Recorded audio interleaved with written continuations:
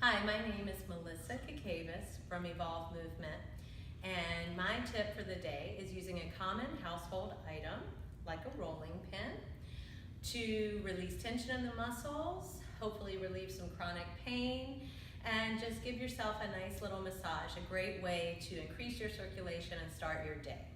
So I'm going to start by taking the roller on the thighs and just gently rolling on the large muscles of the thighs, the quads, and putting as much pressure as I can, and I'm exhaling as I'm breathing in and rolling down the thighs.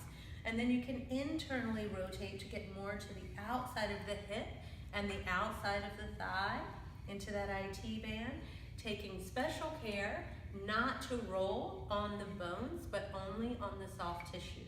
You don't want this to be too painful, but you want to stick with it to where you really get it to open up. And always breathing as you roll all the way down the calf and externally rotating to get to those more medial muscles of the leg. And good. And you would, of course, do the same thing on the other side. You can also roll on the muscles of the back by gently rounding forward, taking it behind you, and gently rolling up and down the large column of muscles just to the right or left of your spine, and just gently breathing and trying to relax and send oxygen to the muscles that you're rolling into.